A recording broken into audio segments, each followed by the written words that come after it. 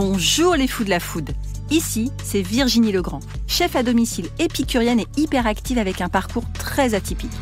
Dans mon podcast, Passion sans modération, vous retrouverez tous les 15 jours des personnalités implantées dans la gastronomie d'aujourd'hui, des vrais amoureux du goût et de la vraie cuisine, des experts, tous enrobés d'une passion communicative. On parlera terroir, saveurs, créativité, artisanat. On vous racontera des histoires qui croustillent, des initiatives qui pétillent et qui font briller les yeux. Et on en a bien besoin aujourd'hui. Dans ce podcast, vous allez rencontrer des passionnés qui aiment partager, des entrepreneurs qui aiment se renouveler. Vous allez pénétrer dans les coulisses d'un monde délicieux, nourri aux convictions individuelles et aux engagements collectifs. Vous êtes curieux ? Alors installez-vous à notre table et on va se régaler tous ensemble. Bienvenue dans Passion sans modération, le podcast qui célèbre la créativité, l'engagement culinaire et l'art de vivre sous toutes ses formes. Ici, chaque épisode vous plonge au cœur d'histoires uniques, de découvertes inspirantes et de talents qui donnent envie d'expérimenter sans limite. Préparez à éveiller votre curiosité, c'est parti. Mes invités du jour sont Martial Longat, cuisinier formateur, conseiller culinaire qui travaille depuis 2020 au comptoir de la gastronomie, une épicerie fine et un restaurant dans le 1er arrondissement de Paris. Il est le chef référent et responsable du marketing digital. Bonjour Martial. Bonjour Virginie. Charline Bresse, directrice générale de Lavorel Hôtel, un groupe hôtelier indépendant regroupant 10 hôtels, une compagnie fluviale et un domaine viticole qui répond aux besoins d'une clientèle d'affaires mais également loisirs. Bonjour Charline. Bonjour Virginie. Tocine Adedi, entrepreneure, formatrice en anglais et conférencière. Elle organise des ateliers, notamment culinaires, franco-anglais pour les adultes et les enfants. Bonjour Tocine. Hello Virginie. Oui, hello, bien sûr. Good morning. Je suis bête. Clément Fréjaffon, cofondateur de la Maison Charles, l'institution du café torréfacteur qui propose des solutions café complètes pour les professionnels, combinant machine à café premium et café artisanal pour une expérience unique de dégustation. Bonjour Clément. Bonjour Virginie. Alors Martial, je viens tout de suite à toi parce que c'est audio. Mais s'il y avait une vidéo, qu'est-ce qu'on verrait sur la table ? Qu'est-ce qu'on verrait ? On verrait de quoi nous sustenter, on verrait de quoi nous faire plaisir, de quoi partager. Ça, c'est important. Ouais, à 10h30. À 10h30. Qu'est-ce qu'on mange à 10h30 ? Alors, on mange tout ce qui est disponible, enfin tout ce qu'on a envie. On mange du saumon fumé artisanal, on mange notre foie gras maison qui a fait le succès du comptoir de la gastronomie. On mange du pâté et on mange du saucisson à l'ail. Enfin, voilà. Le pâté pistache ? Une petite terrine de volaille au pistache, ouais. Waouh. Incroyable. Alors, c'est quoi le comptoir de la gastronomie ? Ah, le comptoir de la gastronomie, c'est une institution parisienne qui a fêté ses 130 ans l'année dernière. Tu les fais pas ? Non, mais c'est parce que j'ai des produits qui soignent. Voilà. C'est à la fois une épicerie fine et un restaurant, qui est une institution donc des Halles, une entreprise familiale, puisque c'est la même famille aux manettes depuis plus de 45 ans. Et c'est une entreprise également féminine qui est dirigée par deux jolies jeunes filles, Lucie et Fanny. Et moi, je suis un des piliers qui est là depuis plus de 20 ans. Ah oui. Alors avec en pointillé, puisque je suis parti puis je suis revenu en 2020. Et puis voilà, on trouve à la fois des produits de fête de fin d'année, mais également de la charcuterie artisanale maison. On retrouve du vin, du champagne, enfin toute l'épicerie fine et un restaurant, puisqu'on peut manger sur place toute la journée. Voilà. Donc par exemple à la carte. Aujourd'hui à la carte. Aujourd'hui à la carte, on a des ravioles de foie. Alors on a toute la déclinaison des foie gras possibles. Hein. Du carpaccio, de la raviole, de l'escalope, de la terrine mi-cuite. Voilà, on peut se faire plaisir en foie gras à tous les étages. On trouve bien sûr des produits de saison, puisqu'il y a une carte de saison qui joint la carte, ce qu'on appelle des classiques. Alors nous, c'est le canard. Hein. D'abord le canard. Focus canard. Le canard, le cassoulet, bien sûr. Le confit, le parmentier en fonction de la période. Et puis la carte de saison, où est-ce qu'on source en fait tous nos produits en Île-de-France. Voilà, les légumes viennent derrière Versailles. D'accord. Voilà, et oui, parce que dans la plaine de Versailles, il y a beaucoup Exactement. de jolis maraîchers. Et le canard, il vient d'où ? Le canard, il vient en direct du sud-ouest. C'est historique, hein, c'est le papa qui avait mis ça en place il y a très très longtemps. Le canard vient de Montfort-en-Chalosse, dans les Landes. Ok, voilà. Super, merci beaucoup. Je t'en prie. Alors là, on parle gastronomie, mais on va parler hospitalité. Du coup, Charline, comment toi, tu définis l'hospitalité à la française au travers de ton métier ?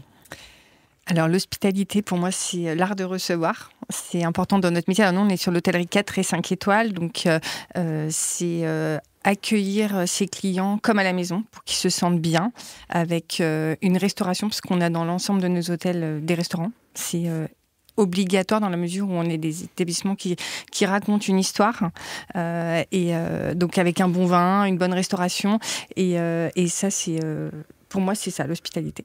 Et du coup, les valeurs qui sont diffusées par on parle quoi, de domaine, de complexe? Lavorel Hôtel, c'est quoi? Non, Lavorel Hôtel, c'est un groupe hôtelier familial. Groupe hôtelier. Un groupe hôtelier familial. On est propriétaire mur et fond dans l'hôtellerie. C'est plutôt rare parce que généralement, il y a des exploitants hôteliers mais qui ne sont pas toujours propriétaires des murs. Donc, ça nous laisse la possibilité justement de faire des aménagements pour aménager les offres pour nos clients et de les faire évoluer. Ça, c'est important. On a une compagnie fluviale et un domaine viticole. Donc, on crée énormément de synergies autour de ces 3 activités. Voilà. Donc, compagnie fluviale, c'est quoi exactement? Compagnie fluviale, on a 7 bateaux. Ah, oui. 7 bateaux où on a 2 bateaux-restaurants qui sont sur le Rhône et la Saône à Lyon. On a des bateaux événementiels où on fait des mariages, des séminaires, et des bateaux promenades où on fait découvrir la ville de Lyon avec des guides touristiques, où on explique l'histoire de Lyon. Ouais. D'accord. Les bateaux lyonnais. Donc, toi, ton rôle dans ce complexe-là? Mon rôle, c'est d'accompagner les directeurs d'exploitation dans l'accueil des clients et la satisfaction, l'accompagnement aussi des collaborateurs pour que les exploitations se déroulent pour le mieux. Et j'accompagne également Jean-Claude Lavorel dans les acquisitions des établissements, dans le développement du groupe. D'accord. Donc là, il veut encore en acheter. Il veut encore agrandir. C'est l'idée. Aujourd'hui, on a vraiment deux activités dans l'hôtellerie. On a vraiment l'hôtellerie 5 étoiles, vraiment très premium, avec des établissements très haut de gamme comme à Courchevel ou à Annecy. On cherche un établissement dans le sud de la France pour compléter cette gamme. Et après, on a notre hôtellerie business. On a créé notre marque qui s'appelle Copster. C'est une hôtellerie, ce qu'on appelle urbaine et chic, un petit peu décalée. C'est pour ça que je parlais de casser les codes de l'hôtellerie, parce que on retrouve beaucoup de chaînes hôtelières sur des établissements de grosse capacité où on va toujours retrouver les mêmes standards. Oui. Et l'idée, c'est de s'affranchir un peu de ces standards et retrouver en fait le service 5 étoiles dans notre hôtellerie business 4 étoiles. Enfin, autrement. D'avoir les mêmes codes, mais autrement. Exactement. Ça, on aime bien ça, s'affranchir des codes. On aime bien ça. Merci beaucoup, Charline.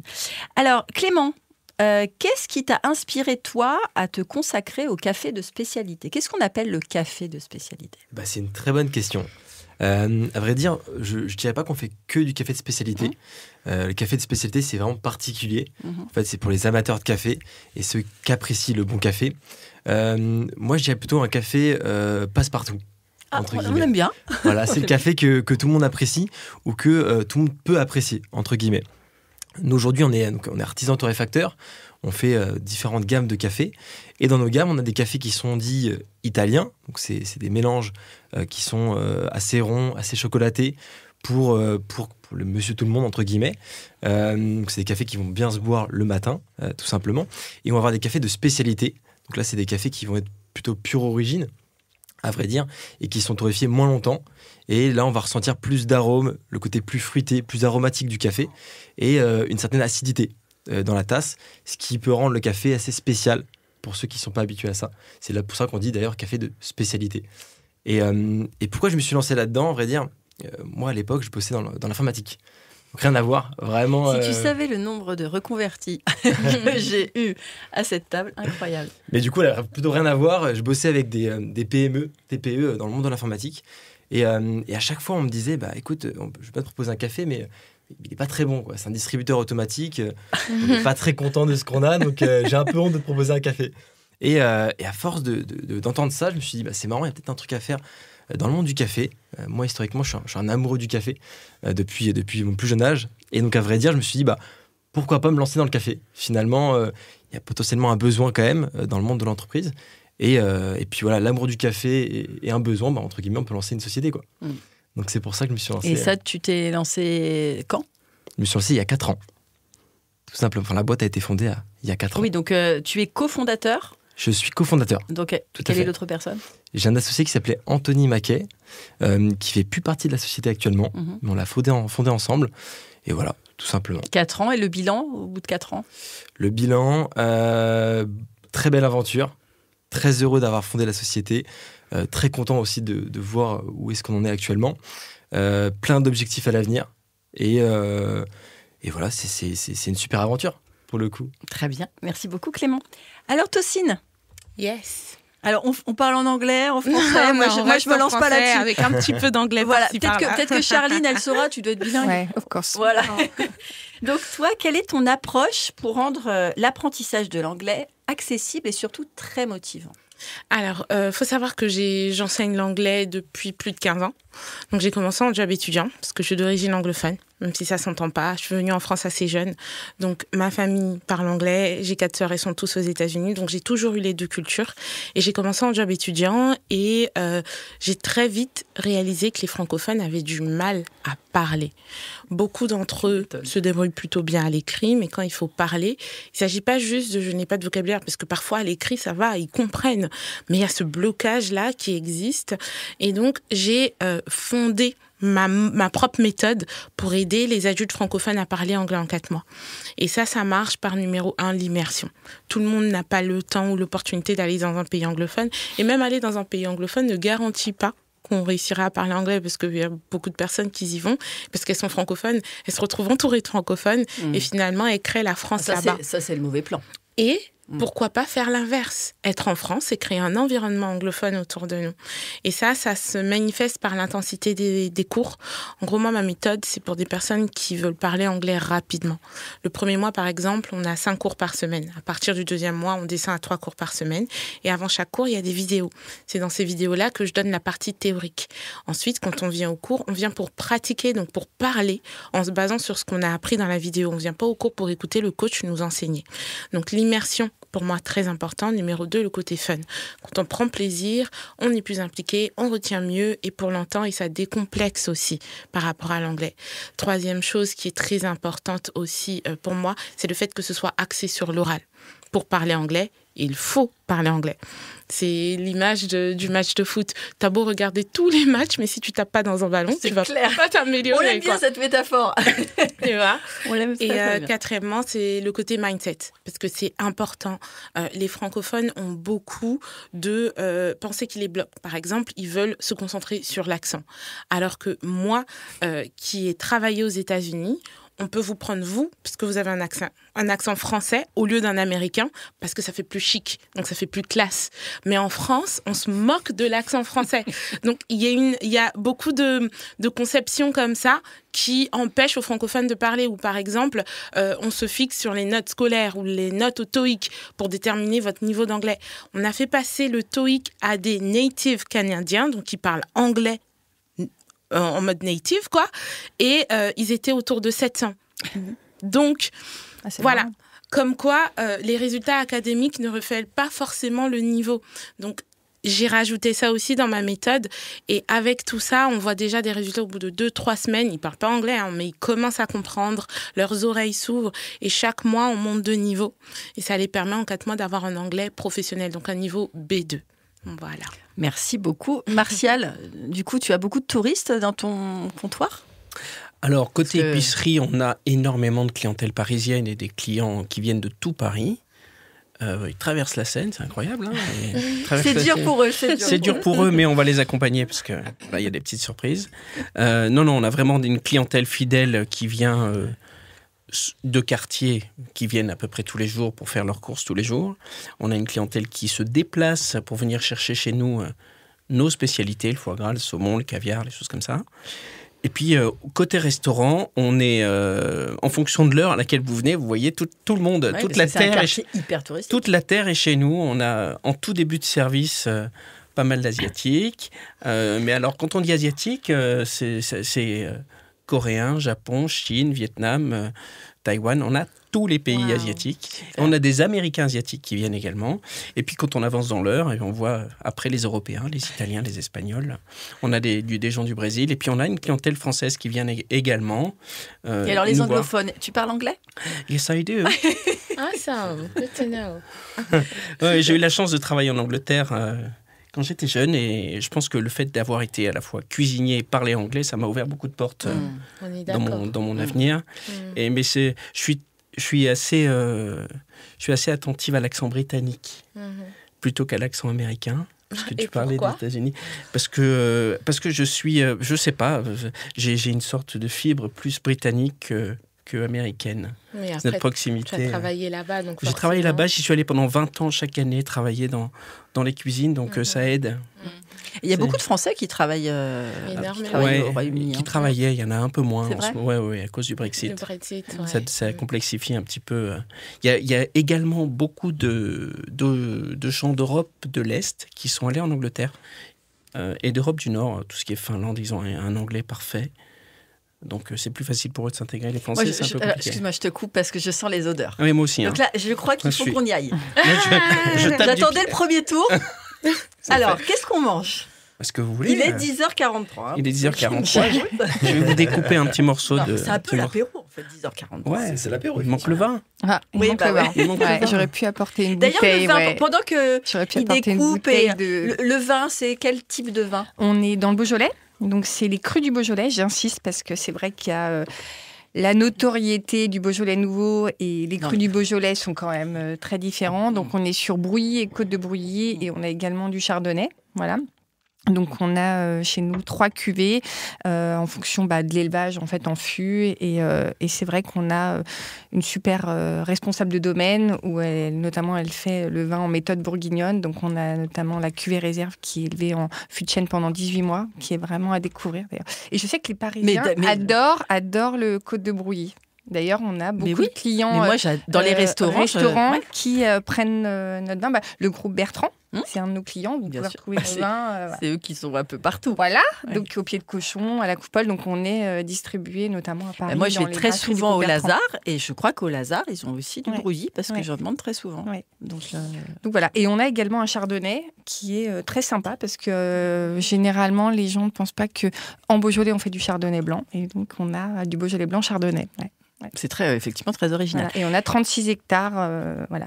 Donc, c'est pas mal. Faudrait que je déguste, Charline. Mais je savais pas qu'on allait prendre l'apéro, sinon je vous aurais apporté une bouteille. Alors, cette terrine de foie gras. Donc là, on est sur quel type de foie gras, On est sur un foie gras mi-cuit. C'est très parisien, le foie gras mi-cuit. Oui. Mais on est sur un foie gras mi-cuit qui a fait le succès de la maison, le comptoir de la gastronomie, puisque... C'est indécent. Oui, c'est indécent, mais c'est bon. C'est ça le problème. Je vais prendre un petit morceau de pain. Vas-y, je t'en prie. Parce qu'il me dit, hier, il m'envoie un message, il me dit, pense à prendre la petite baguette. Ah oui, tiens, allez, on fait à la bonne franquette, comme on aime ça. Mais oui, à la bonne franquette, on adore ça. Donc c'est un canard du sud-ouest qui est préparé chez nous entièrement. On a une particularité quand même au comptoir, c'est qu'on est une des rares épiceries fines parisiennes à tout faire sur place. Désolée pour les bruits sur ce qui... Je vais prendre un petit peu de pain aussi. Donc on fait tout sur place chez nous. On a 3 charcutiers à plein temps qui travaillent toute l'année et tout est fait maison. Donc ça c'est quand même très très rare pour les établissements parisiens de faire, quand on nous dit on fait le saumon fumé chez nous, oui, sous l'établissement, on a les laboratoires, les fumoirs, et on fait tout sur place de A à Z. Ça c'est particulier. Alors, nous, on s'est rencontrés, Martial, tu expliques où on s'est rencontrés? On s'est rencontrés parce autour de la nourriture aussi. Comme par hasard. On s'est rencontrés lors du championnat du monde, ou de France. De fromage de tête. De fromage de tête. Voilà, moi je suis membre de la CPCT, les charcutiers du Grand Paris. Et donc, à ce titre-là, je fais partie de l'organisation de ce concours. Et toi, tu étais membre du jury. Exactement. Et donc, on a pu échanger à ce moment-là. Et puis, ça a bien fonctionné. Puis, on s'est retrouvés après au gala. Au gala des charcutiers qui a eu lieu au Parc des Princes. Ouais, Parc des Princes. Au Parc des Princes, qui était un événement incroyable. Et donc, c'était la grande fête de la charcuterie et du fromage de tête. Mais j'ai vu que la Mélissa avait fait le chou farci. Tu y étais ou pas?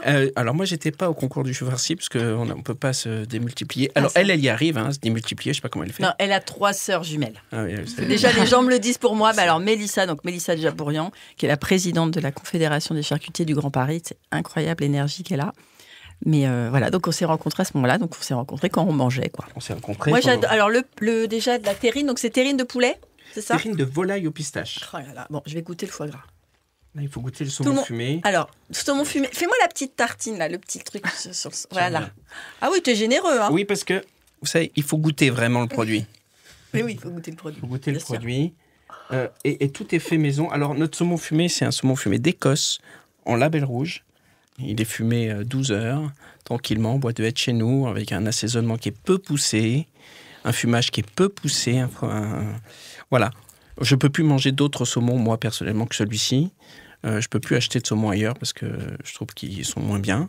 Et quand on a goûté à l'excellence, on a du mal à redescendre après en gamme. Bah oui. J'imagine. Donc, toi, tu es responsable du marketing digital, donc tu gères le compte, tu gères la visibilité.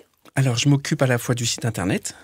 Je m'occupe, puisqu'on a un site e-commerce. On n'a pas un site vitrine, c'est un site e-commerce. Nous, on envoie nos produits partout en France et en Europe. Les gens commandent et le lendemain, avant 13h, c'est chez eux. Donc, on s'occupe... Pour l'apéro, pour les déjeuners. Pour l'apéro, pour les fêtes, on a des commandes, on expédie partout. Je m'occupe des réseaux sociaux, bien entendu. Je m'occupe de la visibilité, alors tout l'écosystème digital du comptoir de la gastronomie. Je m'occupe également du marketing, tout ce qui concerne les étiquettes, les emballages, la T'es comme Mélissa, t'es partout, tu fais plein de choses. Un peu multitâche. J'invite beaucoup des gens qui sont hyper actifs, en fait. Je crois que c'est le point commun. On s'ennuie pas au moins. C'est ça. On s'ennuie pas, on est multitâche et puis surtout, ça me permet d'avoir une vision à 360 degrés de toute l'activité, parce que de bout en bout. On a le sourcing des produits, on a la réalisation en cuisine, l'offre en boutique, la vente, la communication qui va avec. Voilà, c'est tout un ensemble. Tout doit marcher main dans la main, j'allais dire. On doit marcher pour que ça fonctionne. Et ça fonctionne. Ça fonctionne. On est une entreprise familiale historique, mais qui est dans la modernité, puisqu'on était sur Amazon. On a vraiment développé notre écosystème digital de manière importante depuis 2020, suite au Covid. Bien sûr. Bon, voilà. Bravo. Merci. Clément, alors, on parle du café. C'est vrai que de plus en plus, là, ça commence à être une réflexion moderne sur le café. Toi, quelle est la philosophie, en fait, de la Maison Charles par rapport au café ? Quels sont les pays avec lesquels vous travaillez, le sourcing, comment ça se passe ? Alors aujourd'hui, on s'appelle on se dit qu'on est une maison de café, donc des spécialistes du café et notamment de la torréfaction. On a une image qui est relativement haut de gamme, mine de rien, que ce soit sur la partie gamme de café, la partie machine à café également, et accompagnement service. Pour vous donner une idée du coup de ce qu'on fait comme activité, donc on va accompagner les clients sur la partie recherche de café, donc trouver la recette café qui leur correspond. Sur la partie machine à café, évidemment, la machine qui peut également leur correspondre, et la partie service, accompagnement, donc tout ce qui est lié à l'installation, à la formation du personnel. Donc en entreprise ? En entreprise, tout à fait. Et je donne souvent un exemple, pour le coup, avec le monde de l'hôtellerie, parce que dans l'hôtellerie, il y a la partie petit déjeuner. On va pouvoir les accompagner sur l'ameublement sur mesure, l'installation de la machine à café qui fait pour le petit déjeuner, tout simplement, tout ce qui est tasse également. La partie des chambres, on va pouvoir mettre des petites machines à café pour les chambres. Également, pour la partie bar, on va pouvoir mettre une machine à percolateur traditionnelle pour du coup la partie restauration bar. Également pour la partie séminaire également. Donc voilà, toute une gamme de cafés et de machines à café pour différents domaines, différents besoins. Donc voilà, on est plutôt une maison de café et on a un... Oui, c'est très complet en fait. Très Là complet. encore, plusieurs maillons.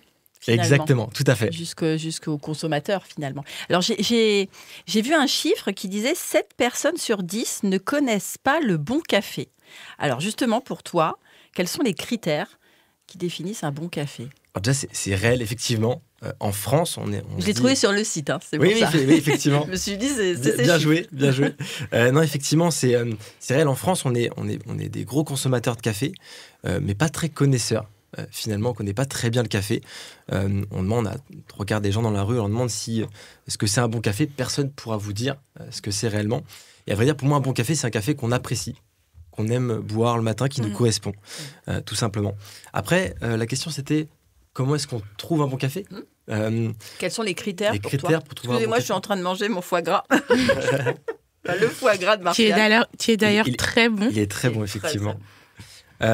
Écoutez, plusieurs choses. Déjà, ça va être lié à la torréfaction. On peut voir assez facilement, assez rapidement, en ouvrant le paquet, en sentant le café, s'il y a une odeur de carbonisé, de cramé, ça veut dire que le café a été trop cuit. Pour le coup, c'est pas une bonne chose. Ouais, pas une bonne chose. Mais à vrai dire, c'est ce qui se passe très régulièrement dans le monde de la grande distribution. En fait, c'est ce qu'on appelle une torréfaction éclair.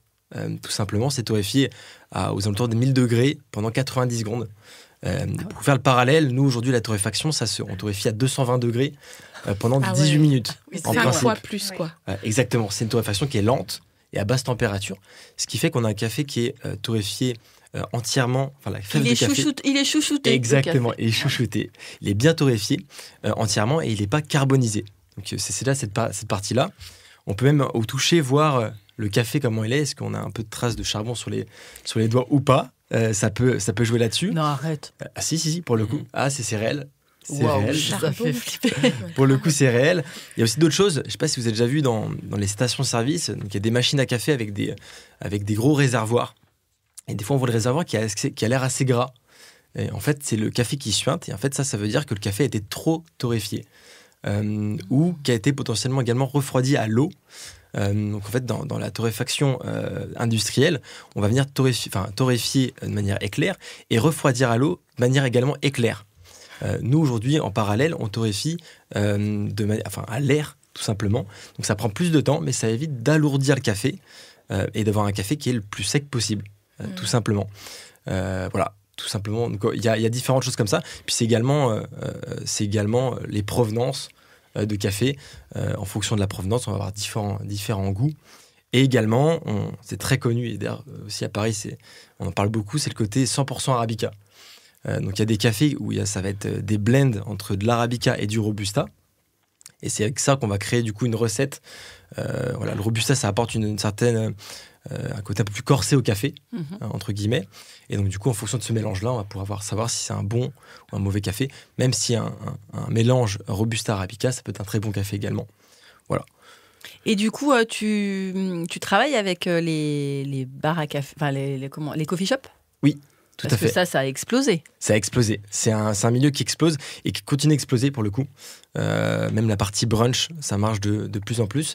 Et donc, du coup, on va venir les accompagner, pas que sur la partie café, on va venir les accompagner sur la partie, du coup, évidemment, machine à café, sur la partie création de la gamme de boissons, sur la partie purement latte art et également tout ce qui est métier de barista.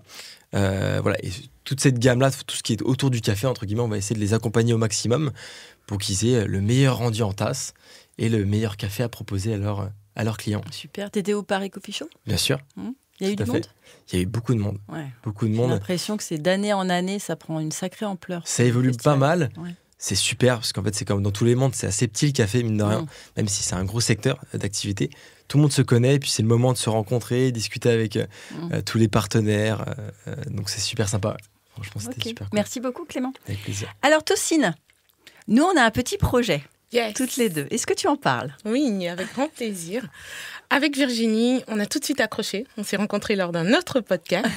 Et je lui ai proposé pourquoi ne pas faire des cours de cuisine en anglais. Donc, vous ne regardez pas que le cours franco-anglais, parce que moi, je ne suis pas bilingue. Oui, donc. Voilà. Donc, vous apprenez comment cuisiner avec l'experte. Et elle a toujours des recettes, les unes plus originales que les autres. Et c'est toujours délicieux. Et en même temps, vous apprenez de nouvelles notions en anglais. Avec beaucoup de bonne humeur. On chante, on danse, on cuisine. Donc, on a le premier épisode qui va sortir très bientôt. Et c'est un projet qui nous tient à cœur. Et donc, on a hâte que le premier épisode puisse sortir et que vous puissiez parce qu'en fait, découvrir tout ça. c'est la transmission. En fait, ce qu'on adore, c'est ça. Et je pense que le point commun de tous mes invités aussi du podcast, c'est la passion, évidemment, sans modération, et la transmission, et le partage, la complicité avec la cuisine comme prétexte. Il ne faut pas oublier que madame était prof également. Oui, c'est vrai. Donc, C'est du vrai. coup, on retrouve ça aussi. Cette fibre pédagogique Exactement. que j'aime aussi mettre dans mes recettes. Donc voilà. Et du coup, qu'est-ce qui te plaît aussi dans cette manière de transmettre tu vois, l'anglais au travers de la cuisine?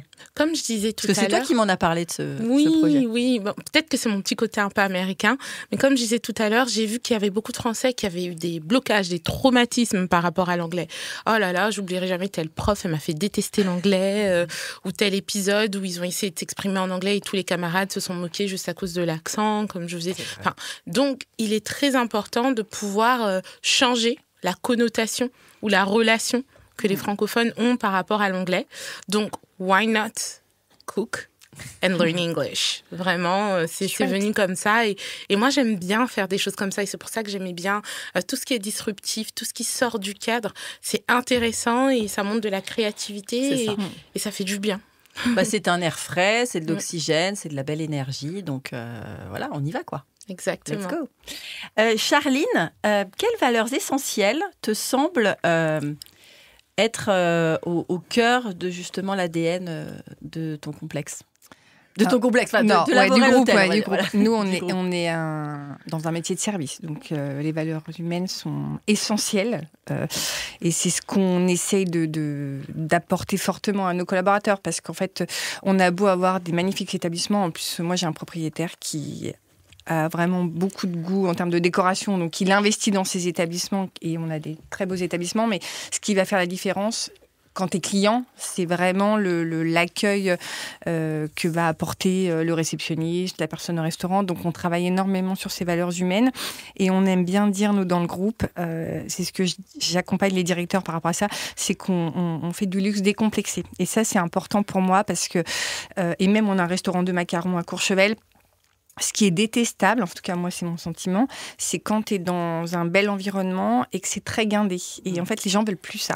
Donc c'est comment t'apportes, alors c'est très difficile en termes de formation pour le personnel parce que c'est comment rester convivial avec le client tout en gardant une certaine distance. Et en fait, mais avec une proximité chaleureuse. Avec une proximité chaleureuse. Et c'est pour ça qu'on parle de valeurs humaines. Nous, on les accompagne énormément dans déjà le onboarding, la formation par rapport à ça. On va d'ailleurs même recruter, alors ça dépend des fonctions, parce que quand on est en cuisine, il faut quand même un minimum de compétences, mais beaucoup plus sur le savoir-être que sur le savoir-faire, parce que finalement, c'est ce que je dis toujours aux équipes.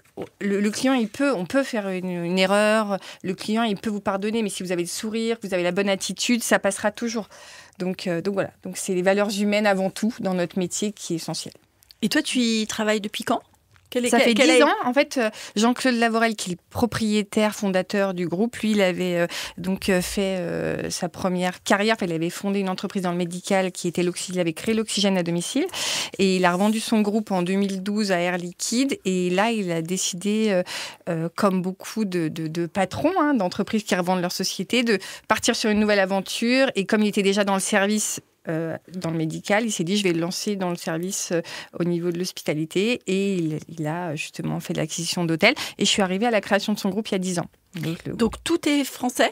Tout est français. Il n'y a aucun... Et vous voulez l'international? Non, pas à ce jour parce que on a une volonté de rester vraiment sur le territoire national. On a déjà un beau parcours de jeu et puis c'est aussi dans l'art de vivre à la française aussi, c'est ça qu'on veut véhiculer. Et dans toutes nos propriétés, on raconte une histoire. Donc c'est aussi important de se raccrocher en storytelling à l'histoire du groupe.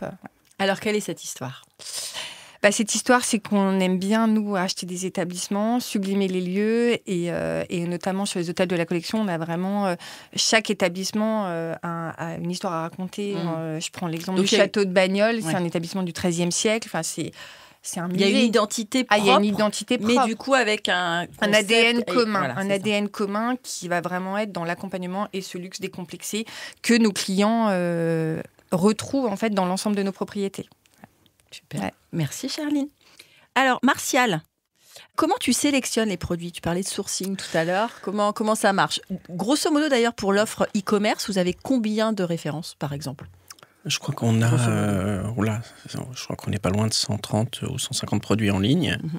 C'est des choses qui évoluent en permanence, c'est pas figé. Alors la sélection pour la boutique, c'est une sélection qui se fait au coup de cœur. D'abord, le goût en premier, le goût en deuxième et le goût en troisième. Le coup de goût. Ça se sent.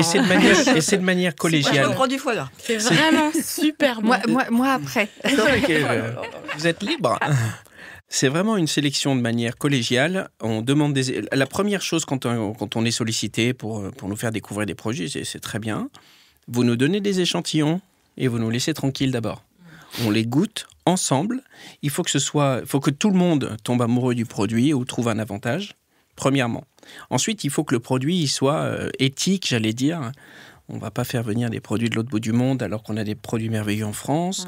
Il faut que ce soit de l'artisanat, il faut que ce soit du familial, il faut que ce soit de la petite série parce qu'on aime les choses un peu confidentielles, des choses qu'on ne va pas retrouver dans les autres épiceries fines de Paris en fait.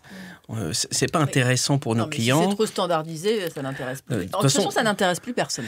Et notre partie, c'est dès l'instant où le produit commence à trop être connu, on arrête de le vendre. Oui. Ah, carrément. Oui, parce Créer que la rareté. Quoi. on veut on veut faire découvrir des produits un peu particuliers chez nous. Alors, il y a nos produits, il y a les produits qu'on fabrique. Ça fait partie de l'offre. Hein. Ça, c'est des produits historiques. Et puis, tous les produits qu'on achète pour revendre, il faut que ce soit des produits atypiques, qu'on ne retrouve pas partout. Si on les retrouve partout ou à la coin de la rue d'à côté, il n'y a aucun intérêt de les avoir. Bah, bien sûr. Il y a aucun intérêt. Les gens ne viennent pas chez nous pour ça. Voilà, ils viennent chercher quelque chose d'unique et de particulier. Et surtout, on a un vrai discours produit. Nos vendeurs en boutique et au restaurant sont formés sur le produit, le discours du produit. Qu'est-ce qu'on raconte ? Là encore. Qu'est-ce qu'on raconte L'histoire. sur le produit ? C'est ça qui est quand même assez commun à la société d'aujourd'hui. Et puis, qui est heureusement, dans l'humain la gastronomie. Il est où ? C'est qui l'éleveur ? La C'est qui main, le la producteur main, en fait. C'est qui la personne qui a fabriqué ce miel Mais ou ces différents produits ? c'est vraiment ça aujourd'hui. Aujourd'hui, les gens n'achètent plus le produit pour le produit, mais pour ce qu'il représente, pour l'histoire qu'il y a derrière. Même l'hôtel, quand on parle, on a envie de découvrir parce qu'on sait qu'on ne va pas juste pour dormir, on va découvrir un charme, quelque chose derrière, et c'est ça qui est beau. C'est toute notre ADN. Et surtout, on transmet cette passion-là aux clients au travers. Et la particularité, c'est qu'on n'est pas c'est pas un supermarché chez nous. Hein. Les gens ne se servent pas. Oui. Les gens sont accompagnés dès l'entrée de l'épicerie. Ils sont pris en charge par quelqu'un. On fait le tour de la boutique avec eux. On prend dans les rayons. C'est pas eux qui prennent dans les rayons. Ah ouais. On fait des fiches à la main, à l'ancienne. Ils vont avec leurs fiches payer à la caisse une caisse ancienne. Pendant ce temps-là, on prépare leur sac et on leur donne leur sac une fois qu'ils ont payé. Et c'était une vraie à l'ancienne dans les halles, comme ça se faisait à l'époque dans les halles. On a gardé cette méthode-là historique. Ah, ça, c'est génial. Et il y a une vraie prise en charge. Il y a des gens qui disent moi je me sers, je prends. Je dis non, en fait ça sert à rien parce que de toute façon vous ne pourrez pas les payer. Vous pourrez pas les payer. Ça sert à rien. Il y a des gens que ça choque et puis il y a des gens qui sont totalement habitués, au contraire, qui se laissent guider. Mais c'est ça qu'on adore. Ils se laissent guider, ils sont pris en main. Et puis il y a surtout le questionnement. C'est quand il y a des gens qui veulent du foie gras, ils me disent je voudrais du foie gras. Alors, qu'est-ce que vous voulez ? C'est pour voyager ? C'est pour manger ? Vous le voulez, c'est pour manger ce soir. Qu'est-ce que vous voulez faire ? C'est pour combien de personnes ? Quelle taille de morceau ? Toutes les équipes posent ce genre de questions. Ah oui, c'est vital. Quand on nous dit je voudrais du vin. Alors, qu'est-ce que vous voulez ? C'est pour un apéro, c'est pour manger, c'est pour aller boire sur les quais de Seine ou c'est pour vous mangez avec quelle viande ? Vous mangez de la viande rouge ? C'est pour un événement ? Ça, c'est vrai qu'on le fait beaucoup pour les vins. J'ai reçu beaucoup de cavistes et de viticulteurs. On pose ces questions-là. Et c'est vrai que pour la nourriture, on le fait. Nous, on le fait. Ouais, c'est bien. Nous, on le fait. Et donc, du coup, ça fonctionne. Alors, il y a des gens qui viendront une fois. Puis il y a des gens qui reviennent tous les jours ou tous les 2 jours. Il y a des gens qui traversent Paris pour acheter des petits crottins de chèvre parce qu'on fait venir nos fromages de chèvre d'une petite production qui se trouve en Ille-et-Vilaine, il me semble. Et ils fabriquent des fromages incroyables. Et il y a des gens qui viennent que pour ça. Je comprends. Il y a Moi, je fais le tour de Lyon pour trouver mon petit chèvre. Voilà. Et Lyon, la cité de la gastronomie, bien évidemment. sûr. Mais bon, on se débrouille pas mal ici aussi. Et du coup, donc il y a quoi ? Il y a donc comme type, il y a beaucoup plus de salé que de sucré ? On a une toute petite offre sucrée. On a quelques miels, des confitures, mais pareil, tu vois, c'est trié sur le volet. On a trouvé un maître confiturier en Bretagne qui nous fait des confitures incroyables. On a pris de leur sélection. Et quand on a trouvé des gens avec un vrai savoir-faire, on rentre dans une vraie collaboration avec eux. On leur demande, est-ce que vous seriez capable de nous fabriquer pour nous la vraie recette que l'on a de notre chutney de foie gras, notre chutney d'oignon, par exemple, qu'on sert avec le foie gras au restaurant, qui est historique. Et ben, vous voyez, on a retrouvé, grâce à ce maître confiturier, c'est eux qui nous fabriquent notre petite chutney en bocal, pasteurisé, où les gens peuvent l'acheter maintenant pour l'emporter. Ce qui n'était pas possible avec le restaurant. On fait ça sur plein de produits maintenant. Et ça, c'est mon rôle de co-développement avec soit les conserveries, soit les producteurs. Voilà, on a quelques projets sous le coude là qui devraient pas tarder. C'est surtout illimité en fait ce genre de partenariat. La seule limite, c'est l'imagination. En fait, oui, mais ce qui est super, c'est que parce que nous, on a un chef 2 étoiles Michelin qui a exactement la même. Il travaille comme ça. Hein, Il va chercher vraiment les petits producteurs en exclusivité. Mais là, c'est super, c'est que ça donne la possibilité à n'importe qui de pouvoir acheter ces produits-là, pour pouvoir les acheter chez soi. C'est super. Et je vous donne un scoop. On adore. Au restaurant, on est dans les halles. Forcément, dans les halles, on mange la soupe à l'oignon. On fait une soupe à l'oignon qu'on fabrique. On fabrique énormément de soupe à l'oignon parce qu'il y a beaucoup de gens qui viennent chez nous pour manger la soupe à l'oignon. Ça, c'est un phénomène. Au restaurant, ils viennent. Mais les gens nous disent, Martial, comment est-ce qu'on fait pour en avoir chez nous bien, parce que qui fait une soupe à l'oignon à la maison Franchement, puis c'est long. C'est long, quand on connaît un peu la fabrication. Donc on a trouvé un producteur et on leur a envoyé notre recette. Plusieurs reprises. Et on a co-développé. Et là, avant la fin de l'année, on aura notre bocal de soupe à l'oignon, qui est notre propre recette unique. Et la particularité, c'est que ce sera servi dans le bol à soupe à l'oignon traditionnel. Il n'y aura plus qu'à mettre les croûtons et le fromage et mettre au four.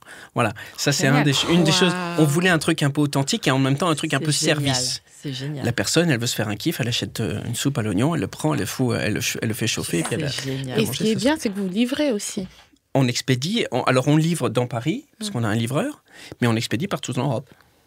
J'ai envoyé la semaine dernière, j'ai envoyé en Espagne, j'envoie en Suisse, j'envoie en Allemagne, j'envoie à peu près partout dans le sud de la France, j'envoie... Aux États-Unis ? Alors, non. Alors, faut développer ou pas ? Alors, le problème, c'est les produits. On a des produits qui sont un peu sensibles.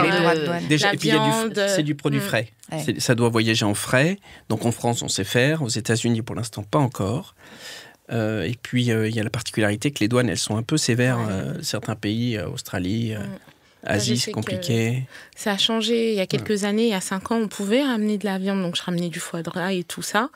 Et depuis quelques années, non. Tu peux te faire emprisonner même. Tu as des amendes. Parce que tu ramènes de la viande. Tu te fais emprisonner. Mais vraiment, quoi. Enfin, c'est... On fait rien de mal. Un Noël sans foie gras, c'est...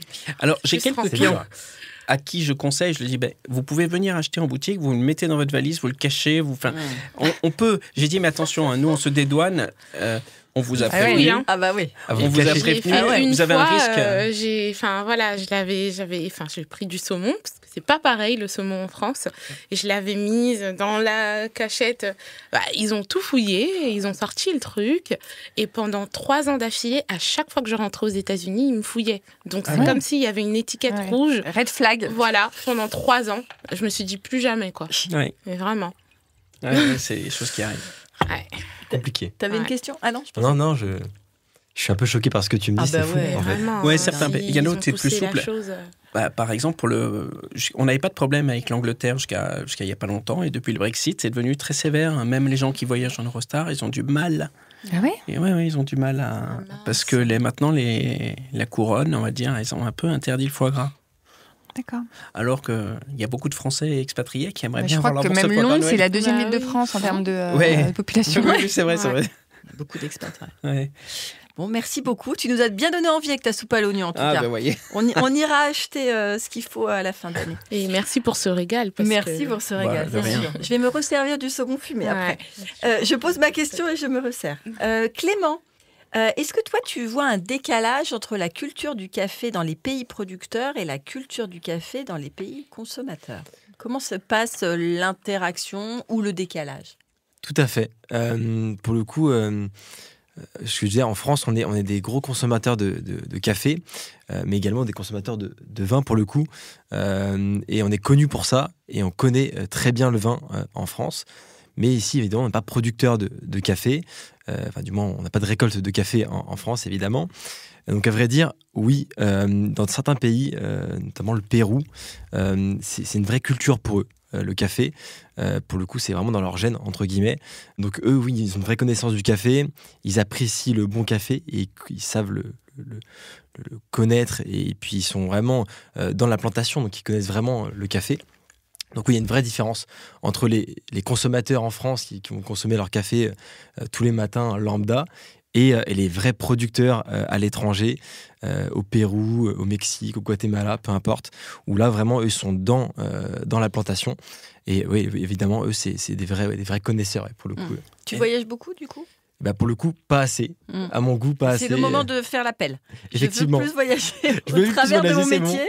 C'est clair. Ce serait l'objectif. Pour le coup, c'est le but. Le mieux, c'est d'aller directement dans les productions de café. Mais ça demande beaucoup de temps, beaucoup d'énergie. Et à vrai dire, quand on crée une structure comme la mienne, pour le coup, ça demande beaucoup d'investissement. Et c'est assez compliqué de partir à l'étranger. Mais évidemment, sur les années à venir, ce serait l'objectif. De pouvoir voyager de plus et aller visiter tous ces pays-là. C'est intéressant. Et de dialoguer, en fait, avec ceux qui sont à la base, quoi. J'ai une question pour toi, Clément, si je peux. Mais je t'en prie, tu es chez toi.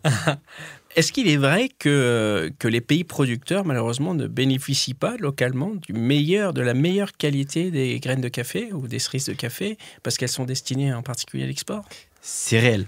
Ah, Tout à c'est fait, réel, ouais. c'est réel.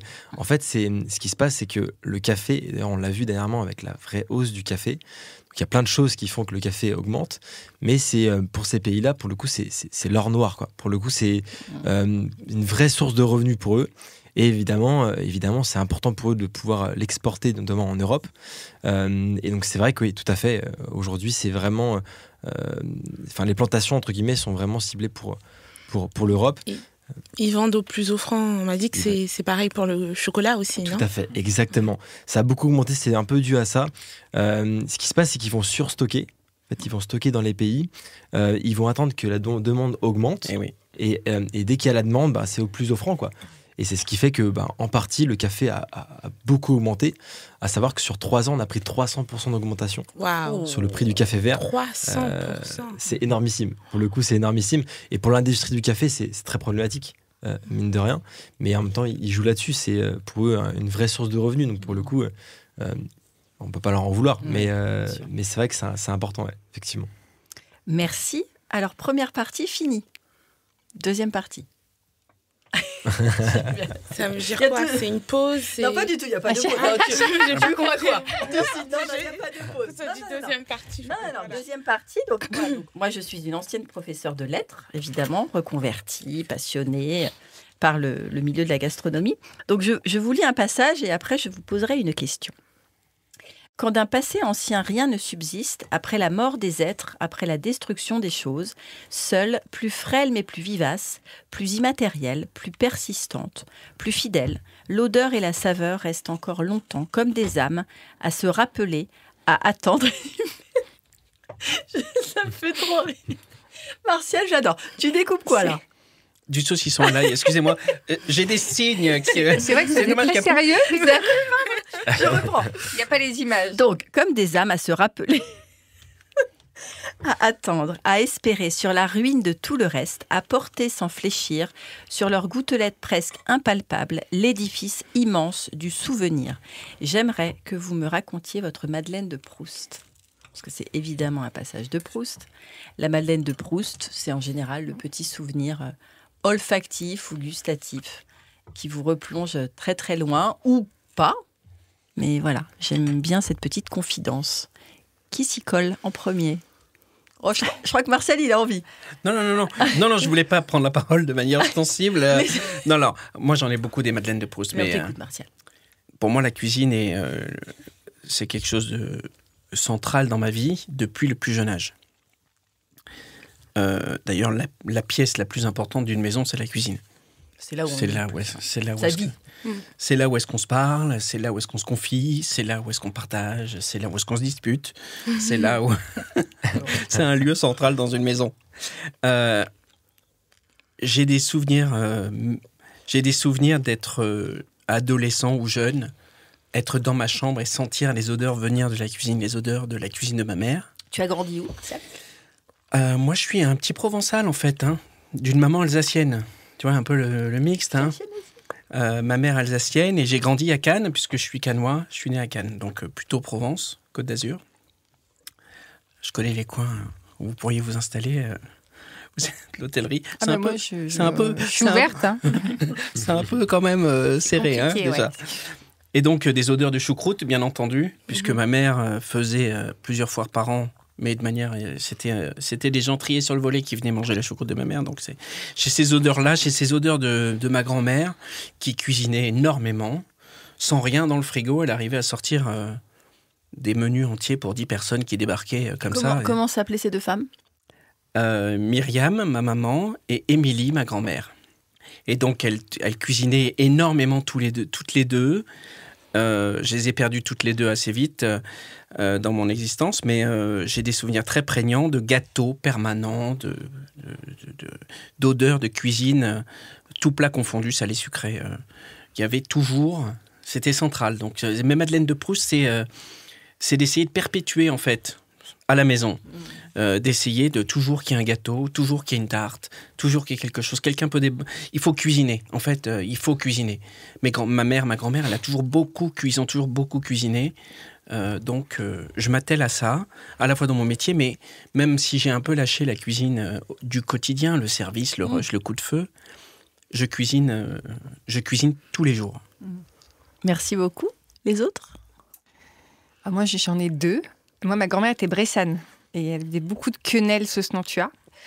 Et c'est un plat super. Quand on est très chargé, c'est très pratique. Et c'est vrai que je l'ai perpétué parce qu'on adore, nous on se régale. Et je l'ai perpétué, mes enfants adorent aussi. Donc c'est le plat assez facile. Tu prends ta sauce Nantua, tu mets au four tes quenelles. Et c'est vrai que j'ai le souvenir vraiment, ma grand-mère faisait vraiment ça tout le temps. C'était excellent. Alors, est-ce qu'on peut rappeler aux néophytes ce qu'est une sauce Nantua? C'est toi le chef? Allez.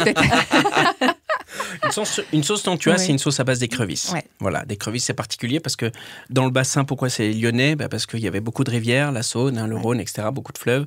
Il y a beaucoup d'écrevisses, en particulier dans le nord du département. Et donc, c'est là où est née la sauce Nantua. Ouais.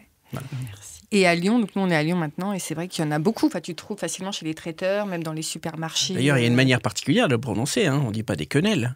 Ah bon? Ils disent des quenelles. Des quenelles, Des c'est vrai. quenelles, Ouais, et mais des- moi, je suis de Haute-Savoie. Ah, voilà. Donc, bon, voilà. Donc, tu disais ta Donc, première, c'est ça, c'était c'est ça. les quenelles, parce que c'est peut-être ma grand-mère, ma mère qui faisait ça, et puis il se trouve que tu perpétues, et c'est vrai que les enfants, c'est les quenelles, voilà, donc je pense même quand ils vont partir de la maison, ils continueront C'est ça. les quenelles. Et puis, et d'ailleurs, on n'en trouve pas partout, et je crois qu'on n'en trouve pas à Paris, parce que quand j'ai vécu à Paris, j'étais très triste, c'est les barquettes au marron. Les petites barquettes au marron, c'est un truc que ma mère m'achetait. Donc, c'est un gâteau? De l'école, c'est un petit gâteau, c'est une petite barquette avec de la crème de marron entourée d'un sucre glace. Et on n'en trouve pas à Paris. Non. On n'en trouve pas à Paris. Pourquoi on n'en trouve pas à Paris? Martial, Maria pourquoi on n'en trouve Je pas? pense que... Alors, Tu pourrais mettre ça, tiens, dans ta boutique. alors Tu vois, à Paris, on a des quenelles. On a des quenelles et on a de la sauce Nantua. Mais on n'a pas les barquettes Les au marron. barquettes Par au contre, marron. alors, mais parce que je pense avoir... Tu vois ce que c'est? Bien sûr, la particularité, c'est que les producteurs de châtaignes, Ouais. parce qu'on dit du marron, mais c'est de la châtaigne, Oui. mais Ouais. les producteurs de châtaignes dans la Drôme, en particulier en Ardèche, se réduisent comme peau de chagrin. Et je pense que c'est très, très local comme spécialité D'accord. et qu'on ne doit pas le trouver ailleurs. Et c'est très très cher en plus, l'achat. C'est devenu très très cher alors que c'était un produit de première consommation dans certaines régions. Et surtout, c'est un dessert de boulanger. C'est pas Ouais. des pâtissiers qui font Ouais, ça, c'est dans les boulangeries. Mais c'est le cas beaucoup dans la région lyonnaise. Il y a énormément de spécialités Voilà. régionales qui sont faites par les boulangers. Je pense à la praluline. Oui, exactement. la tarte à la Mais praline, voilà, la etc. barquette au marron, donc ça, et en Haute-Savoie, on avait des barquettes au marron, et même à Lyon, voilà, c'est compliqué d'en trouver, mais voilà, ça c'est vos petits plaisirs. Donc souvent, nous, dans les anniversaires, on n'achète pas des gâteaux, mais on achète plein de miniardises avec plein de petites barquettes au marron. Voilà. C'est trop mignon. Donc, Trop bien. Merci beaucoup, Charline. Clément? Alors moi j'en ai une qui me vient en tête. À vrai dire, je me rappelle depuis tout petit, plus jeune âge, j'ai ma grand-mère à chaque anniversaire qui me fait des cannelés. Donc à vrai dire, voilà, j'ai un souvenir de ça et elle le fait d'ailleurs tout le temps, même encore aujourd'hui. C'est un peu sa petite routine entre guillemets, sa petite coutume. Elle aime bien faire ça. Et donc voilà, je me rappelle de ça et j'aime beaucoup du coup ce qu'elle fait. Pour le coup, même si c'est pas forcément dû à ses origines, mais elle aime faire ça, elle les fait très bien, et moi j'aime beaucoup en manger. Avec du rhum alors ou pas? Elle le fait sans rhum. Est-ce qu'on met le cannelé, le vrai cannelé de Bordeaux, il y a du rhum? Ah oui, Il y a du rhum, Ouais, tout ouais, à il y a fait. du rhum. Vanille et rhum. Ouais. Et bah à vrai dire, elle met pas de rhum. Moi je préfère sans rhum, mais du coup c'est pas les vrais cannelés. Non, mais c'est Mais c'est pas grave. tes C'est cannelés. tiens, mais j'aime les Mais manger, oui. donc ça Non, me fait non. Bah plaisir oui. quand même. Il n'y a rien de meilleur Mais que... bien sûr. Rempli de cœur, en fait. Exactement. Tocine? Alors, moi, c'est les matins de Noël. Pourquoi? Parce que mes parents, ils sont pasteurs. Et donc, Noël, c'est une fête qui est déjà importante, mais encore plus.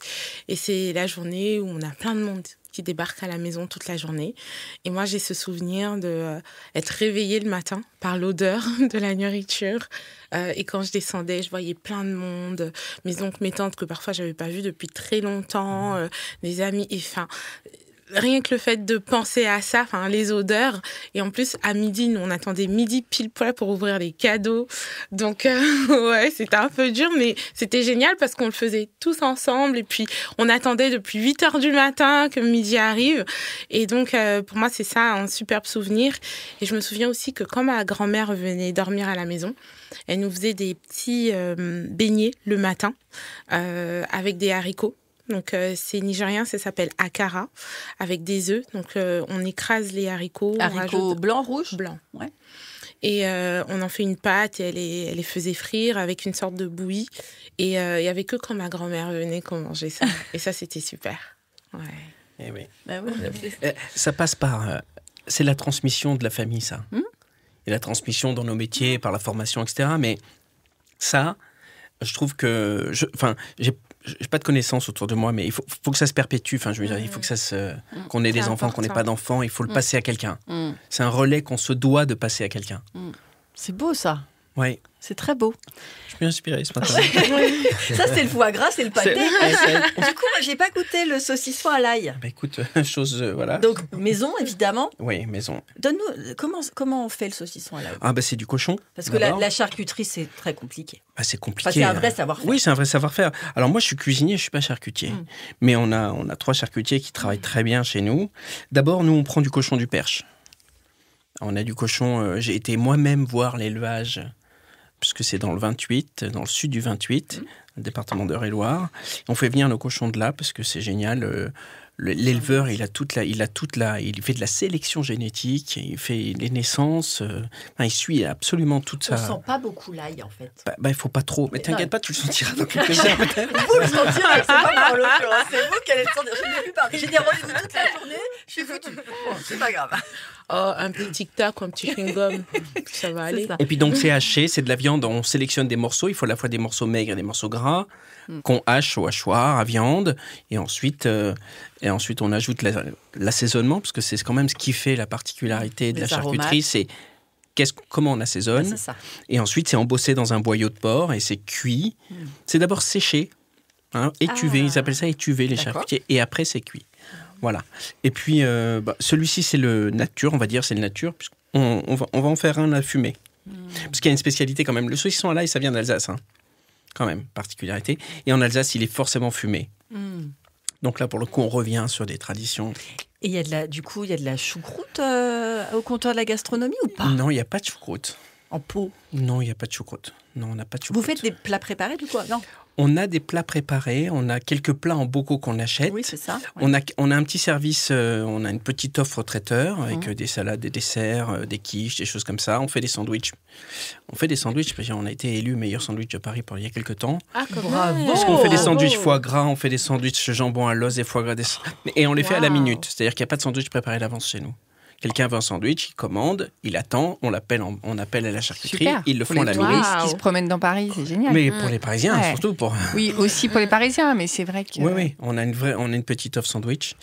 Mais pour l'instant, on n'a pas encore développé, mais c'est là la surprise, parce qu'en 2026, on ouvre une nouvelle affaire. Et ce sera autre chose? Ce sera le comptoir de la gastronomie Rive Gauche, ce sera dans le 7e arrondissement. Et surtout, on va avoir une offre traiteur plus importante.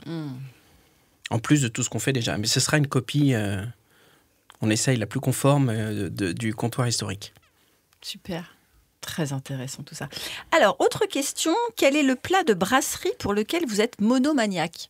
Quand vous allez dans une brasserie, vous prenez... Alors, Martial, toi tu dis? Le tartare de bœuf. Il y en a plusieurs. Avec des frites. Il y en a plusieurs. Frites maison. Le tartare frites, bien sûr. De brasserie. Vous faites le tartare? On fait le tartare, mais on ne fait pas de frites chez nous. Ah bon? Eh non. On ne veut pas faire de frites. D'accord. Parce que c'est très compliqué de faire de la bonne frite. Oui, avec les deux bains, avec la graisse. Et ça demande un vrai savoir-faire, ça demande du temps, ce qu'on n'a pas en règle générale en restauration, surtout le midi. Et on se refuse de servir des mauvaises frites. Waouh. Voilà. Donc on a décidé, pas de friteuse, pas de frites. Voilà. C'est moi, c'est clair. Oui. J'adore. Non, on fait autre chose. On fait autre chose du coup. Faites quoi? On fait des pommes de terre tapées. Avec de la pomme grenaille d'Île-de-France, vous voyez, on fait de la pomme tapée, on fait de la pomme salardaise, forcément, puisqu'on en sert avec le canard. Plein d'ail. Un peu d'ail, des choses comme ça. Voilà, quoi. Un peu de graisse de canard. Voilà. On fait de la salade, on fait d'autres choses, mais on fait pas de friture, on fait pas de frites. Et puis après, des légumes de saison, bien jus sûr, poêlé. légumes de saison, Voilà. bien sûr. Alors moi, brasserie, alors moi c'est beaucoup aussi des restos d'hôtel, je pourrais comparer, parce que je suis beaucoup j'ai toujours travaillé dans Bien l'hôtellerie, sûr. donc Bien sûr. moi c'est la César, je suis très exigeante, parce que la salade César, je trouve que c'est... On a l'impression que c'est simple, mais en fait c'est très dur de trouver une très bonne salade César. C'est vrai. La sauce, enfin bon, elle n'est pas toujours, on voit tout de suite si c'est une sauce préparée ou pas, donc je suis très exigeante, voilà, sur la salade César. Très bien. Clément? Alors moi, pour le coup, c'est un peu comme toi, le tartare. Effectivement, c'est incroyable. Mais d'ailleurs, on voit si la viande, c'est de la viande de très bonne qualité ou pas. Effectivement, ça ne ment pas. Il n'y a pas de... Ah, la sanction immédiate. Au couteau. Au couteau, si on peut. Alors, c'est pas un gage de qualité que ce soit au couteau, attention. Ah non, ça c'est sûr. Mais C'est quand un même couteau mal meilleur, taillé. Il y a plus de mâche, en fait. Il y a plus de mâche, mais parfois ça peut être un peu plus dur. Enfin, Oui, c'est pas un ça. gage de qualité. Moi, je mets en garde, attention, c'est un truc au couteau parce que c'est tendance, mais attention. Vaut mieux que ce soit bien haché que mauvais couteau, vous voyez? C'est comme pas de frites si on a des mauvaises frites. Exactement. Exactement. Tout est pareil, mais je suis d'accord La avec Clément. qualité ou rien. Non, puis sur le cru, c'est vrai que nous, on voit bien en termes de normes HACCP, Ah bah ouais. c'est un peu complexe, C'est un ouais. peu complexe. Oui, Je sais oui. que les chefs font très attention à ça. Oui, c'est assez compliqué. Puis pas que les chefs, hein, les vétos. Oui. Mais c'est vrai que moi, je pense en cuisine, c'est Ouais. un peu touchy. Et toi, Tocine? J'aime bien le confit de canard avec le gratin dauphinois. C'est bien, c'est hyper diète, ça. Et après, tu vas à la salle de sport. C'est pour ça. Exactement, on compense. Ouais, j'aime beaucoup et je les compare, les différents confits dans les différentes brasseries. Oui, c'est ça la question, parce que y a beaucoup de gens qui prennent toujours la même chose dans les brasseries, et t'en as même qui font des tours de croque, des tours de tartare, des tours de confit, des tours d'œufs maillot, voilà. Et je trouve ça intéressant à chaque fois de voir vers quelle recette vous vous dirigez. C'est compliqué. Moi, je suis d'accord avec toi, Virginie. Hein. Les gens prennent toujours la même chose. Ouais. Enfin, je veux dire, Mais oui, mais alors que on se on est connaît tiraillés, pas. en fait. On se connaît pas. On va dans un resto qu'on ne connaît pas ou dans une brasserie. On regarde la carte. On va prendre un plat qui rassure, qu'on connaît. Ouais, C'est vrai. effectivement. Un truc. Soit une entrecôte, soit un tartare, enfin un confit. Je suis d'accord. Hein, c'est que des plats. On va pas prendre genre la suggestion du jour avec un poisson potentiellement douteux ou on sait pas. Non, moi j'essaye pas. Moi je suis d'accord. Moi je prends un truc une valeur sûre. Ouais. Ou des pâtes, ça marche aussi. Les Ouais. pâtes. Effectivement. Qu'est-ce qu'il y a toujours dans votre réfrigérateur? Oula. À part de l'alcool, tu veux dire? C'est vrai. Bah, ça fait partie de denrées. Hein. À moi, des yaourts. Nous, on mange beaucoup de yaourts, donc il y a des yaourts. Tout le temps. Ah, je suis d'accord avec toi. Je suis vraiment team yaourt. Pour le coup, il n'y a pas de problème là-dessus. Effectivement, j'ai beaucoup de yaourt aussi. Pour le coup, c'est vraiment bien. Ouais. Moi, yaourt grec, mais aussi beaucoup de jambon. Jambon d'Inde. Jambon, enfin, je trouve que c'est tellement facile. Tu veux faire une petite omelette, un petit sandwich. Enfin, tu le mets partout et il est déjà cuit. Je suis emmerdé là. Ton frigo est souvent rempli? Bah oui, il faut qu'il soit plein, sinon j'ai pas. Non. Sinon, tu rentres pas chez toi. Je rentre pas, je vais faire les courses. Si je sais qu'il est vide, je rentre pas. Non, je pense que. Alors, je les mets pas. Moi, à la maison, je les mets pas au frigo, mais moi, j'ai toujours des œufs à la maison. Ça, moi aussi, toujours des œufs. Il faut qu'il y ait des œufs. Mais ça, je les mets pas au frigo non plus, moi. non plus, Donc, Je les mets pas plus au au frigo. frigo, Ah non, J'achète des œufs de la ferme et donc ils sont extra frais, donc je les laisse dehors. Et j'ai toujours des œufs à la maison. Dès qu'il me reste 2 œufs, je suis en panique. Il faut absolument qu'on achète des œufs. Si je veux faire un gâteau, si je veux faire un truc, il me faut des œufs. Donc il y a toujours des œufs à la maison. Très bien. Je voudrais vous poser la question. Pour moi, enfin, vous complétez la phrase. Pour moi, cuisiner, c'est. Voilà, Moi, j'y là, vais. il prend son élan. Non, Il pour va moi, nous sortir une punchline. non, pour moi, cuisiner, c'est partager. Oui. On cuisine pas exactement pour ce que soi. j'allais dire. On cuisine pas pour soi. Moi, je cuisine pas que pour moi. Enfin, si, ça m'arrive de me faire un truc à kiff, moi tout seul, mais c'est pas tu as pareil. moins de plaisir. Mais quand tu sais que tu vas faire, tu partages, tu donnes de toi pour, tu transformes quelque chose. Tu partages. D'ailleurs, au comptoir, on fait des vidéos sur les réseaux sociaux et mon gimmick de fin de vidéo, c'est toujours « et la cuisine, ça se partage ». C'est important que la cuisine, ça se partage. Il faut le répéter. Même quand on n'a pas beaucoup de temps, on fait quelque chose ensemble pour partager un moment. C'est toujours un moment important. Enfin, du moins dans notre culture, on va dire européenne, française. Tous les pays ne sont pas comme ça. Mais c'est mon point. Ouais, moi je dirais, oui, c'est un langage d'amour. C'est beau. On fait à manger pour des personnes qu'on aime, qu'on invite. Et je trouve que une personne qui cuisine pour toi, c'est une personne qui te montre son amour. Donc c'est un langage d'amour. Et c'est pour ça que, comme on est tous les deux des cuisiniers avec Martial, c'est vrai que nous, on a un contact avec les clients qui est aussi beaucoup d'amour. Enfin, moi, du coup, je suis à domicile. Alors, c'est encore plus d'amour parce que je suis chez eux. Mais c'est vrai que ça crée une relation. Quand on est animé, en fait, ça crée une relation hyper fusionnelle. Donc, quand j'entends à chaque fois que vous dites « oui, cuisiner, c'est de l'amour », bah, nous, on en fait notre métier. Donc, forcément qu'on donne aussi beaucoup d'amour. Donc, c'est joli, finalement. Charline? Alors non, moi je vais casser l'ambiance. Mais il n'y a pas mais l'idée, c'est de parler de Donc, toi, Annabelle. moi, c'est les grands jours parce que alors, moi, je ne cuisine pas très bien. En fait, c'est que mon mari cuisine beaucoup mieux que moi, donc j'ai lâché l'affaire. Voilà. Donc la cuisine, c'est ton mari. C'est mon mari. Par contre, je mange, voilà. Mais du coup, quand je cuisine, alors je maîtrise quelques plats, donc je fais toujours les mêmes. Et donc voilà. Donc par contre, comme tu fais pas beaucoup à manger, quand tu fais à manger, les gens font waouh, c'est Charline qui a fait à manger, waouh, super. Donc je maîtrise très bien la blanquette. Donc je fais souvent une blanquette de veau. Voilà. C'est déjà bien. Mais par contre, il me faut le temps. C'est-à-dire que voilà, je vais passer du temps. Voilà. Mais c'est comme j'ai pas beaucoup de temps, voilà, c'est vraiment les grands jours. C'est que ça doit arriver 4 fois par an. Quoi. Oui, et puis surtout, c'est pas une honte, même s'il y a certaines personnes qui disent la cuisine, c'est difficile, c'est compliqué, j'aime pas. Voilà, et il n'y a aucun souci là-dessus. Non, mais c'est vrai que moi, ça ne me. C'est vrai que faire ça le soir, je sais que j'en discute avec beaucoup de personnes qu'on est quand même dans la gastronomie. Je sais qu'il y a des gens qui adorent rentrer du boulot, ça les détend. Moi, non, ça me détend pas. Moi, ça va pas me détendre quand je rentre du boulot. Non, voilà. Non, mais je te rassure, on n'aime pas cuisiner tous les jours. On aime cuisiner tous les jours, mais il y a des fois où c'est vrai que c'est plus. Oui. On n'a pas envie, quoi. On a le droit de pas avoir envie de cuisiner. Remettons l'église au. Non, mais moi, c'est pas tous les Merci. samedis non plus. Voilà. Ouais. Donc voilà, mon mari adore, donc tant mieux. Comment s'appelle-t-il? Xavier. Bonjour Xavier. Voilà. Ouais. Je t'enverrai des fiches recettes, Xavier. Et c'est excellent. Pour moi, la cuisine, du coup, c'est un plaisir de manger, du coup, un plaisir de manger. Faire la cuisine, j'aime bien, mais effectivement, pas tout le temps.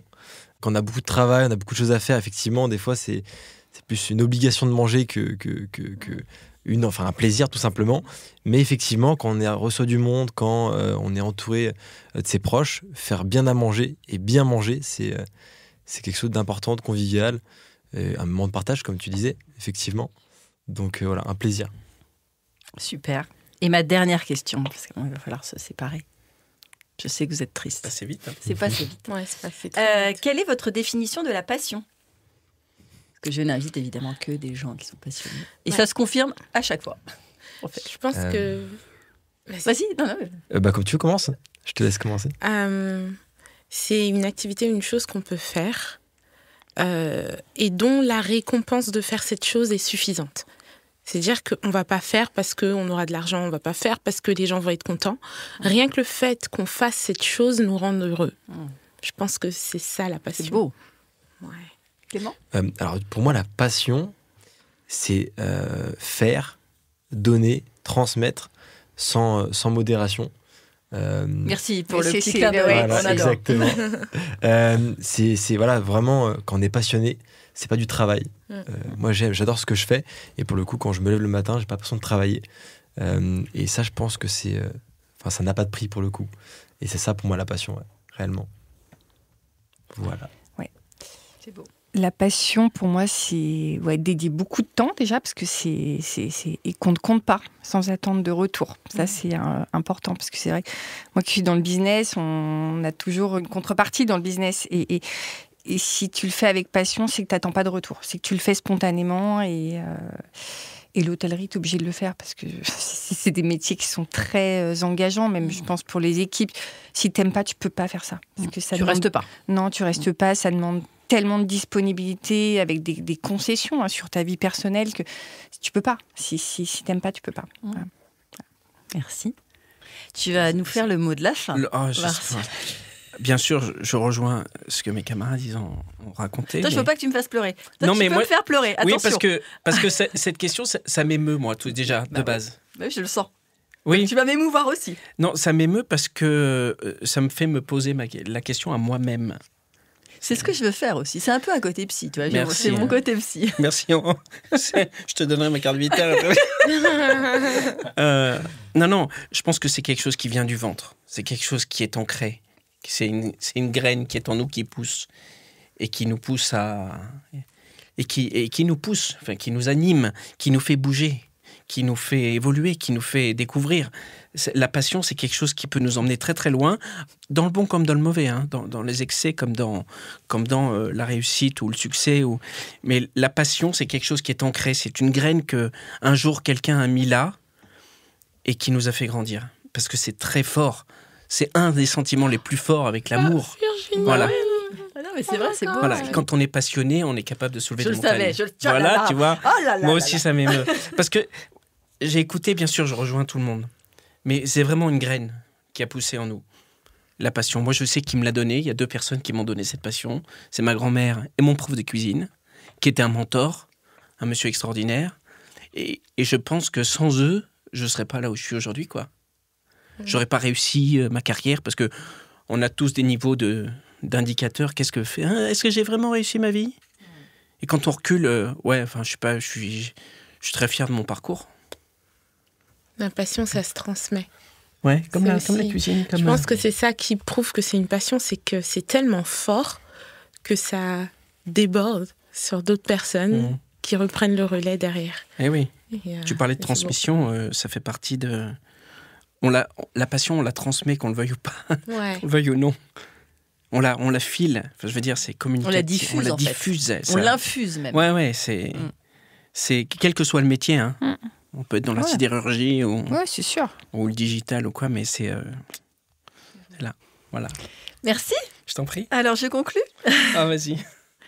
Ensemble, aujourd'hui, nous avons célébré cette passion qui fait vivre notre patrimoine et qui continue de nous rassembler dans le partage, dans la convivialité et dans la fierté de notre terroir. 4 domaines différents, mais une même philosophie qui rayonne ici au Studio Module. Le savoir-être en priorité pour se nourrir de rencontres, avoir le même langage et surtout le même regard sur le monde. Alors, merci à vous 4. Merci Charline. Merci pour l'invitation. Merci. Merci Tocine. Merci Clément. Merci. Merci Martial. Merci. Et n'oublions jamais l'essentiel. La cuisine, ça se Partage. Ça y est, notre rencontre prend fin. J'espère que l'inspiration et l'immersion dans l'univers de tous mes invités vous ont mis l'eau à la bouche. La conversation vous a plu? Les confidences vous ont ému? Merci de laisser un avis et vous abonner pour ne rien manquer des prochains épisodes et pour le propulser encore plus loin. N'oubliez pas de faire un petit tour sur mon site internet communique-passion.fr et de vous abonner à ma newsletter. À très vite pour de nouvelles aventures gastronomiques.